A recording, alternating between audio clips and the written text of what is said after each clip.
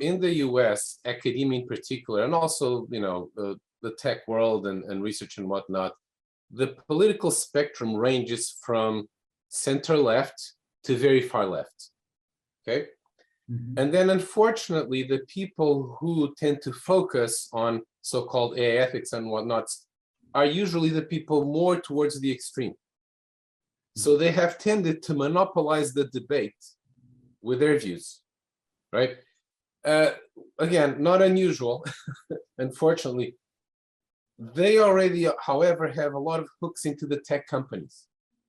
The tech companies like Google and Facebook and Apple and Microsoft and all, they have groups whose job it is they were called AI ethics groups, then that became kind of like not a desirable name, not called the responsible AI, but their job is to push this politics under the name of ethics into products that we all use, into decisions that get made for all of us.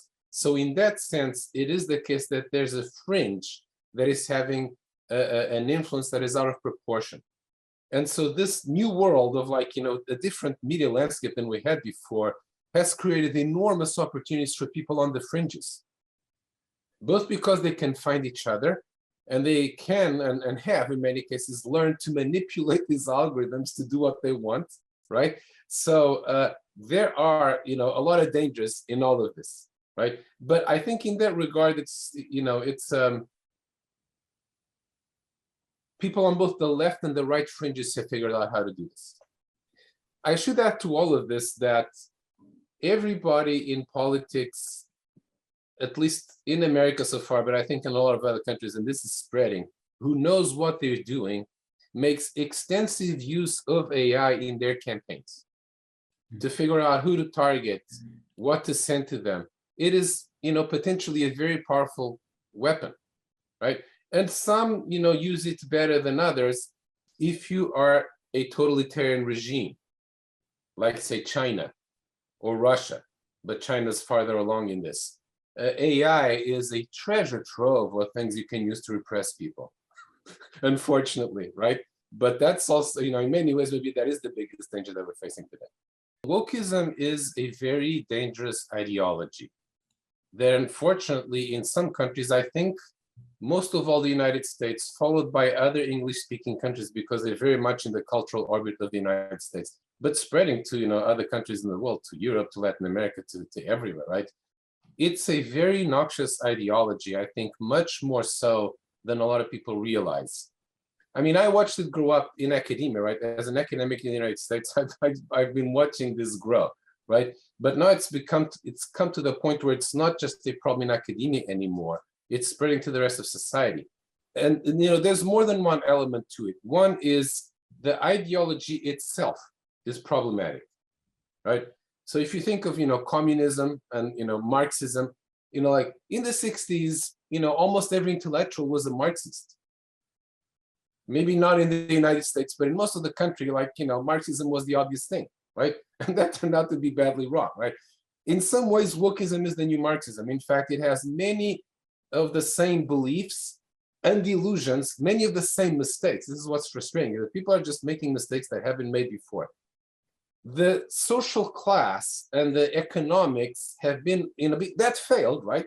Like in multiple ways, right? Compare North and South Korea, just to take one example, right? But that virus didn't go away, right? And the role that was played by social class is now played by things like race and gender and sexual orientation and all, and there's still class somewhat. But in the US in particular, right, race in America has always been an extremely sensitive, it's something that produces extremes, right? And so wokeism has really, glommed onto that and really ridden that, right? And so it results, so for example, all of the things that we take for granted, like, democracy, freedom, free speech, equal opportunity, meritocracy, all of these things wokeism attacks. Then there's, the cancel cultural aspect of it, which is an ideology could be bad, but we can debate it, right? And, and the better ideas will prevail, right? But the problem that we see, and this is a more recent phenomenon, right? It's something more of the last 10, in particular 5 years, is that there is this attempt to impose this ideology on everybody else. For example, we are now at the point where, in universities in America, people have to toe this line or they get fired. And in the media, and you've probably seen some of these cases, but there's this is a widespread phenomenon. It's like, you're not allowed to deviate from this line or you will suffer very large consequences. China they make no secret of this, right? They have a list of technologies that they want to dominate and that they're pouring billions into, and AI is one of them. They understand that AI is, number one, extremely economically important. Number two, a very important tool for social control. And number three, militarily extremely important. Just one of these would be enough to make it very important. The three of them together, this is, any one of these is something that we should worry about. The three of them together, the US, on balance overall, and this is different in different areas, is still ahead of China in AI, and they have different strengths and weaknesses. But China is improving very rapidly, much more rapidly than the US. So in another decade, they'll be ahead, and God help us when they are, right? In any one of these domains. In the near future, and even more as we go forward, a military that is AI capable. Let me put it the other way. A military that does not use AI will have no chance compared to one that does. Because the one that has AI in all its multiple forms will just blow the other one away, right?